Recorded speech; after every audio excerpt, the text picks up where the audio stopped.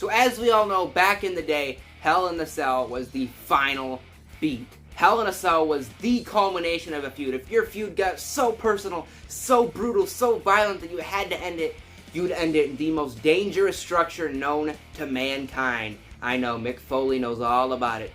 But obviously nowadays, we go to Hell in a Cell if it's October time, or if it's September time, or if it's around the fall time where, oh, it's the Hell in a Cell pay-per-view. But things are a bit different this year. Now, it's June. So since it's June, since it's the beginning of summertime, that means that people like Lashley and McIntyre, like Bianca and Bayley, their rivalries are so personal, they must step inside of Hell in a Cell. So the gimmick may be dumb, but was the Hell in a Cell 2021 pay-per-view good? Let's find out together. So we'll take things to the Kickoff show, where we have a singles match between Natalya and Mandy Rose for some reason, when we've got Tamina on the outside, we've got Dana on the outside, we've got the tag titles there. Why can't we just have this for the tag titles?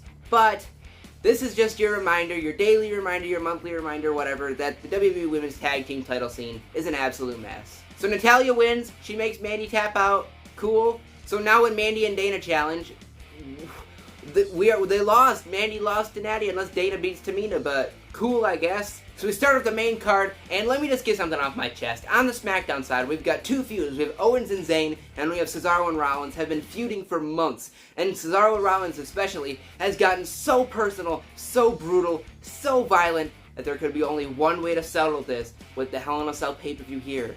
In a singles match, but Bianca and Bayley on the other hand, you see, Bayley, ha ha ha ha ha!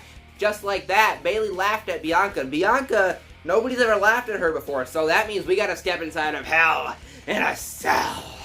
So right, Bianca and Bayley are inside of Hell in a Cell, for some reason. Because Bayley laughed at her a lot. But the match, it was pretty good, but again, it just wasn't cell worthy. There were some cool spots. Bayley did a nice sunset flip into the cell. Bayley got revenge from last year when she botched the kendo sticks about her and Sasha together with a little double kendo stick bridged between the cell hole and the apron, and then she got spinebuster through her kendo sticks. But in the end, we got a ladder in the ring. It's propped up to where it's set up like you're going to climb it, but it's leaned on the side. Bianca Belair hits a KOD on it. Very nice looking spot, to be fair. 1, 2, 3. Bianca Belair retains the women's title. So that was pretty fun, but on to the feud that is not personal enough to be worthy of Hell in a Cell. Yes, we're talking about Cesaro and Seth Rollins. So right, this feud should have ended 2 months ago at WrestleMania, but for some reason, 2 months later, we're here at Hell in a Cell, having a singles match.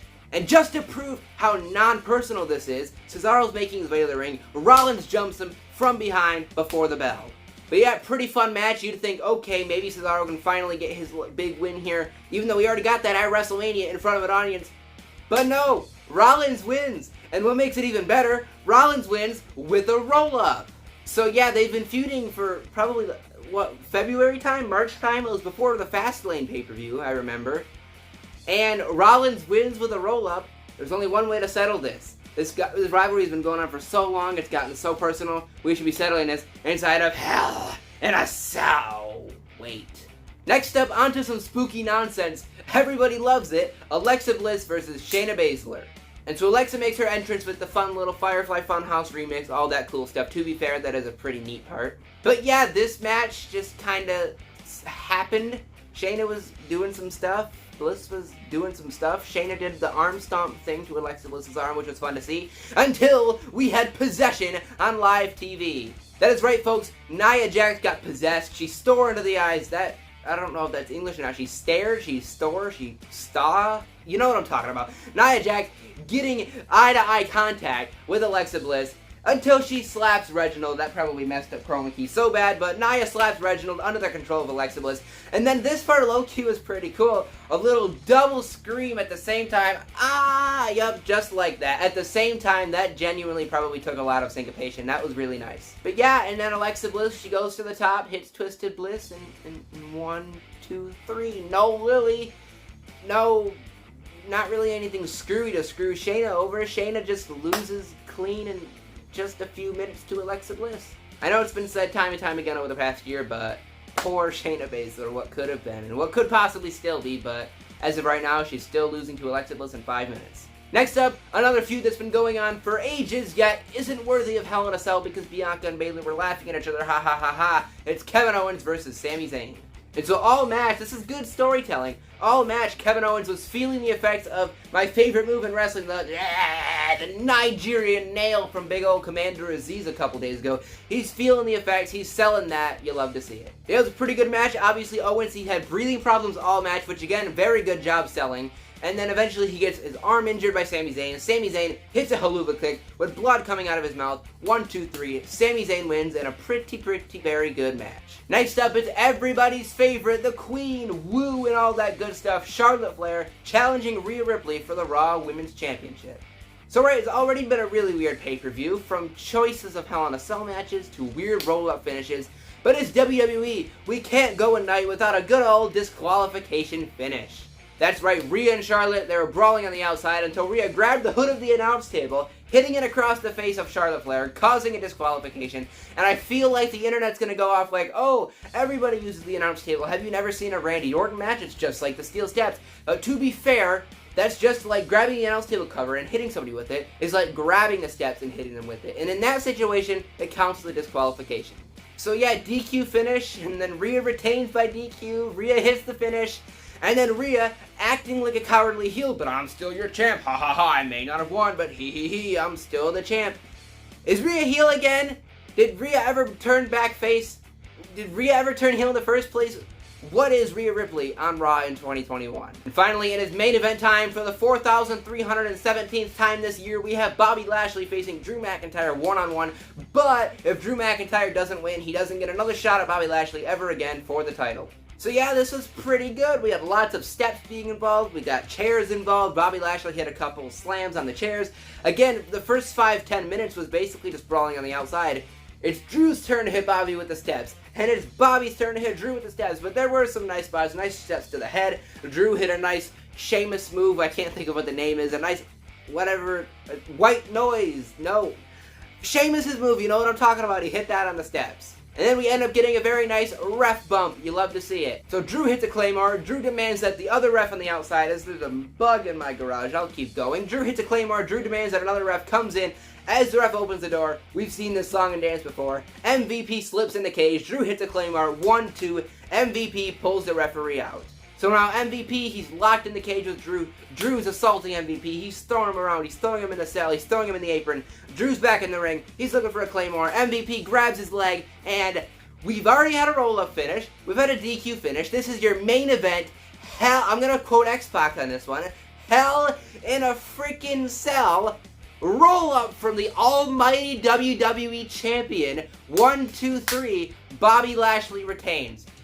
Oh, we need to break this down. Right, so obviously Hell in a Cell already became a joke when it became a gimmick pay-per-view. Then we had stuff like Roman Reigns and Braun Strowman getting thrown out just because both men took a couple of F5s. Then, of course, we all know what happened between Seth Rollins and The Fiend a year later. Last year, I don't think anything crazy happened, but last year there was 3 cell matches in one night, which was far too many. One's almost too much. But Bobby Lashley, the almighty WWE Champion, in the main event, it's Drew's last opportunity against Bobby Lashley, and Hell in a freaking Cell rolls up Drew. Oh my Lord almighty. Right, so who looks strong? Drew doesn't look that strong. Just because he got rolled up doesn't make him look strong. If anything, it makes Drew look a little dumb because Drew was focusing on MVP rather than Lashley, and that led to Drew losing. Lashley doesn't look strong because he had to roll him up. He doesn't look weak or anything, but he doesn't necessarily look super strong. And then add on the fact that it's Hell in a Cell. So right, now that that's out of the way, I'm still not super pleased. Now that that's out of the way, Drew looks sad, and right as the pay-per-view goes up the air, it looks like he's about to cry. The only positive out of this ending is the fact that we're not going to get Bobby and Drew at least anytime soon for the title. But another negative outcome, who's going to face Bobby next? They got rid of Braun. Who else on Raw is being booked like a star to face Lashley? It's nothing against the performances of everybody, but the way that Raw is handling its stars, who is going to challenge Lashley on Money in the Bank? So yeah, ever since the pandemic started, I don't think there's been a single super bad pay-per-view. Some haven't been as good as others, and some have been pretty weird. I'm looking at you, Horror Show at Extreme Rules. But there hasn't necessarily been a bad pay-per-view. But this pay-per-view, it was strong on matches. Cesaro Rollins was good. Owens Zayn was good with the storytelling too. Bianca Bayley was fun. Drew Bobby was very good, but with a kind of a crap ending. Other than that, what a show. Roll-up finish. Roll-up finish in your main event Hell in a Cell match. DQ finish in your big Raw Women's title match. What on earth was this show? So right, there is one positive after this show, though. This was the final pay-per-view until the next global pandemic comes.